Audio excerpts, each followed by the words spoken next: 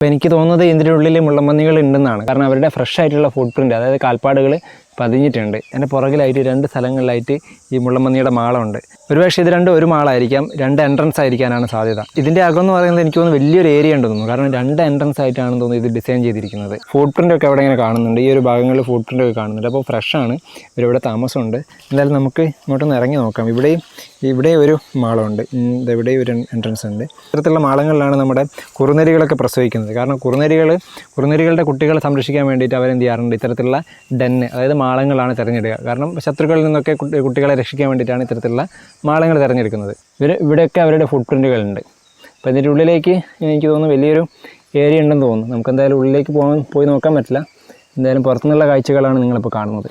ഈ മുള്ളൻപന്നി നമ്മുടെ തേങ്ങകളൊക്കെ കൊണ്ടുപോകാറുണ്ടെന്ന്. ഈ തേങ്ങകളൊക്കെ ഇവിടെ കൊണ്ടുവന്നിട്ട് എന്ത് ചെയ്യാറുണ്ട്, ഇങ്ങനെ ഇവിടെ മാത്രമല്ല, തേങ്ങ കിട്ടുന്ന സമയത്ത് അവർ പിന്നെ അവരുടെ പല്ല് ഉപയോഗിച്ചിട്ട് അല്ലെങ്കിൽ കൈകളെല്ലാം ഉപയോഗിച്ചിട്ട് കാർന്നിട്ട് കഴിക്കാറുണ്ട്. അപ്പോൾ ഇവിടെ വന്നിട്ട് തേങ്ങയുടെ ചകിരി, അതായത് തേങ്ങ പൊളിക്കാമെന്നൊക്കെ പറയില്ലേ, തേങ്ങ പൊളിച്ച് കഴിച്ചതിൻ്റെ ഒരു തെളിവാണ് ഇവിടെ കാണുന്നത്. ചകിരി ഇങ്ങനെ കിടക്കുന്നുണ്ട്. അതുപോലെ തന്നെ ഇവിടെ കുറേ തേങ്ങകളൊക്കെ കാണുന്നുണ്ട്. അവിടെ ഒരു തേങ്ങ കിടക്കുന്നുണ്ട്. അതുപോലെ തന്നെ അതിൻ്റെ ഉൾഭാഗങ്ങളിലേക്കൊക്കെ തേങ്ങകൾ ഇങ്ങനെ കിടക്കുന്നുണ്ട്. ഇവിടെ ഒരു തേങ്ങ കിടക്കുന്നുണ്ട്. അപ്പോൾ ഇത് മുള്ളൻപന്നി കൊണ്ടുവന്നിട്ടുള്ള ഒരു തേങ്ങയാണ്. അപ്പോൾ ഇങ്ങനെ എന്ത് ചെയ്യാറുണ്ട് ഇവർ, പിന്നെ തേങ്ങകളൊക്കെ ഇങ്ങനെ കാർന്ന് തിന്നാറുണ്ട്.